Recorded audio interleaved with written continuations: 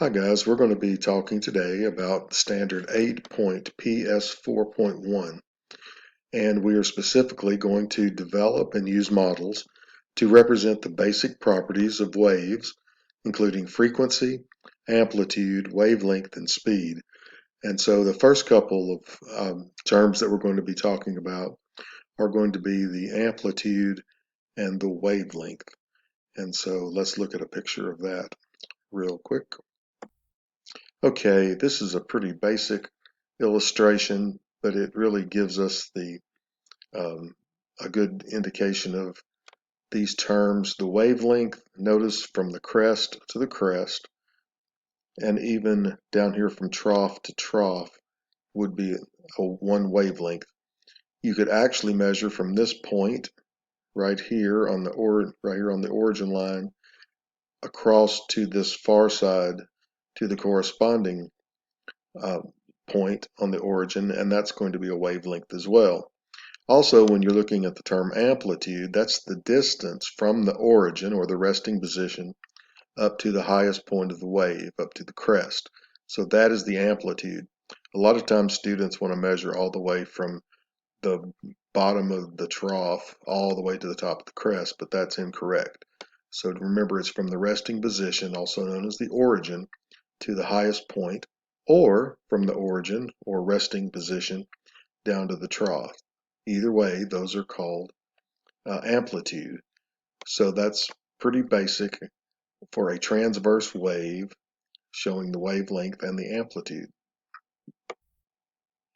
Now, if we're looking at a longitudinal wave, notice the wavelength is the distance from the compression to the compression, or to the same spot in a rarefaction to the corresponding spot in the rarefaction. Notice these arrows are actually pointing to the very center of this rarefaction. And once again, these parts that are really close together in a longitudinal wave are the compressions, and then the spaced out areas are the rarefactions. Another difficult term is frequency. And remember that frequency is measured in something called hertz. Hertz. So the F here in this picture indicates the frequency. Obviously, when you look at these three transverse waves, which one do you think has the highest frequency? Yes, the one that occurs most often. If you look at all of these waves in this given amount of time, this is the frequency. And a hertz is measured on how many waves there are per second. Per second. Notice right here, this little yellow section, this indicates 1 second. And so obviously from this point to this point is going to be 1 hertz.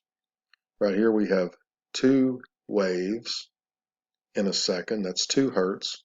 And right here you have 1, 2, 3, 4. So that's frequency. That's the term frequency. Okay, and then the final term we were talking about was speed. And if you think about a speed of a wave, we'll think about a speed of a car. When you measure speed, you're talking about like miles per hour. We're all familiar with that. That is distance covered in a certain amount of time. And the same thing applies to waves. When the wave can travel a certain distance in a given amount of time, that is actually the speed of the wave, just the same as the speed of a car. Once again, this is a little more complex picture, but it does, right here, it calls our origin line the reference line. Sometimes that's called rest position, but you notice the amplitude from our rest position or origin up to the crest. You see the wavelength in this instance is being measured from the crest to the crest. Remember, it could also be from trough to trough. And then we also have the frequency right here. If 1 second was this distance right here, this would be 1 hertz. And if you'll notice, it's measuring from this part of the wave to this part of the wave. And in this situation, it's actually 1 wavelength. So If the frequency is 1 hertz, then that's going to be 1 wavelength. Okay, so referring back to our standard, we notice that it says to develop and use models to represent the basic properties of waves, including frequency, amplitude, wavelength, and speed. And so if you give those a little bit of thought, this of course is just a review video for this one particular standard. But I think that most of you should be able to understand amplitude. You should also understand the pitfalls that students have. They try to measure from trough to crest, and that is not correct. It's the distance from the rest line, also called the reference line or an origin, to the crest, or from that same line down to the trough. Also, wavelength is from one spot on a wave to the corresponding spot on the next wave. That would be one wavelength. Those are pretty cut and dried. I think you will probably be successful with those. Frequency is just a little more complicated. It's talking about how many waves there are in a given amount of time, and this is measured in hertz. And hertz, the only difference you have to remember is that that's how far or how often there are waves in 1 second. In 1 second, and the more waves per second, it's going to have a higher frequency. And then finally, speed. Just remember that's distance divided by time. How fast does that wave get there? And that is our speed. Once again, this is the topped out version of some of those definitions. Wavelength being the distance between two corresponding parts of a wave. Frequency is the number of waves that pass a given point in a certain amount of time.